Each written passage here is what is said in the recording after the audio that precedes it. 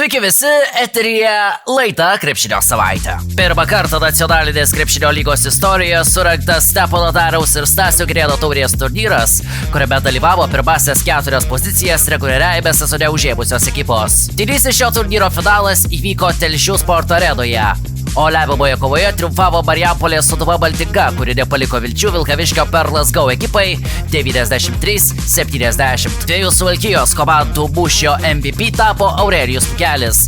Jis per beveik 25 minutės užfiksavo dvigubą dublį 17 taškų ir 11 sugrėbtų kamuolių.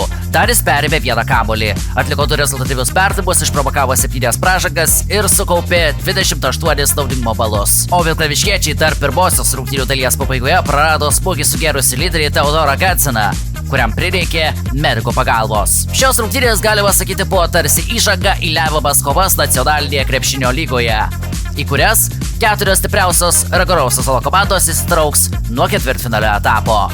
O apie tai mes pakalbėsime ir kitose laidose. Lietuvos krepšinio lygos rungtynėse kovo 22-ąją Ignas Sargiūnas sužaidė beprotiškas rungtynes, užfiksavo lygos rekordą ir sulaukė MVP skanduočių.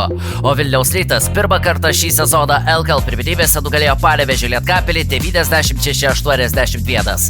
Sargiūnas per 29 minutės pelnė 43 taškus, atkovojo 3 kamuolius, atliko 4 rezultatyvius perdavimus, atliko 2 blokus ir surinko 58 naudingumo balus. Tai naujas Ryto klubo žaidėjo naudingumo balų rekordas. 49 balus 2022 buvo užfiksavęs Ivanas Puba, o rezultatyviausias pasirodymas tarp vilniečių iki šiol priklausė Čakui Eidsonui, kuris per vienas rungtynes buvo surinkęs ir 41 tašką. Apskritai lygos istorijoje 58 naudingumo balai yra 5-6 geriausias rezultatas, o rekordas priklauso 68 balų surinkusiam Gintarui Einikiui. Kauno Žalgiris pradėjo dar vieną Eurolygos dvigubą savaitę pergalę prieš Miuncheno Bayern ekipą 78-71.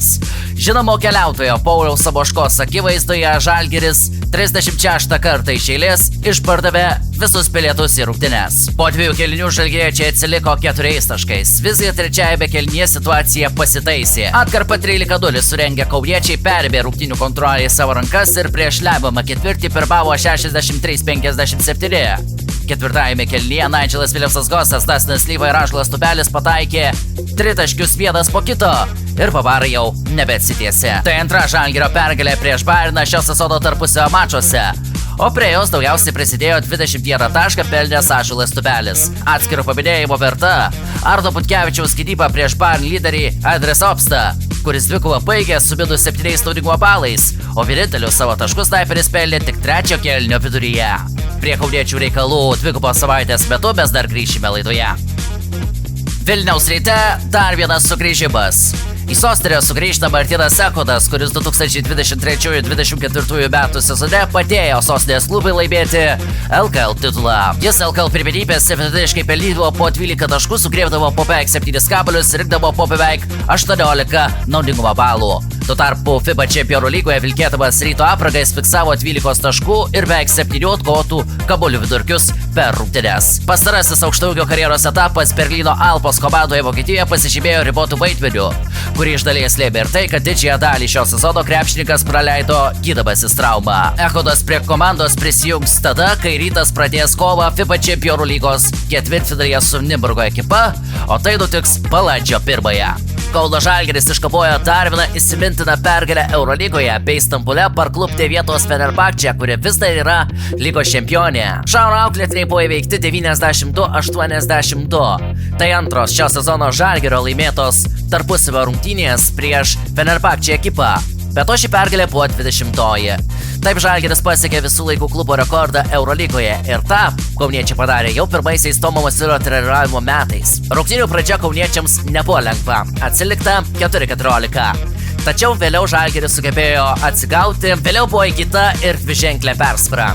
Ketvirtajame kėlinyje kova virė taškas į tašką, tačiau lemiamas rungtynių minutes sėkmingiau žaidė kauniečiai. Kauniečiai po tobulos dvigubos savaitės toliau išlaiko 6-ąją poziciją, kuri garantuotų tiesioginį patekimą į atkrintamąsias. Kauniečiai šiame susitikime geriau mėtė 3 taškius nei baudos metibus, o rezultatyviausiai žaidė 18 taškų pelnęs Dustinas Lyvas, Silvano Francisko Kraityje 14, po 13 surinko Arnas Butkevičius, Nigelas Williamsas Gosas ir Ąžuolas Tubelis, kurio dėjimai vėl buvo įspūdingi. Iš likusių 4 reguliaraus sezono rungtynių kauniečiai net 3 žais namuose, o artimiausias laukia su Barcelonos ekipa, kurią kartą šį sezoną kauniečiai jau nugalėjo išvykoje. Aš tuo tarpu šiandien su jumis atsisveikinu. Dėkoju už dėmesį ir iki kito karto.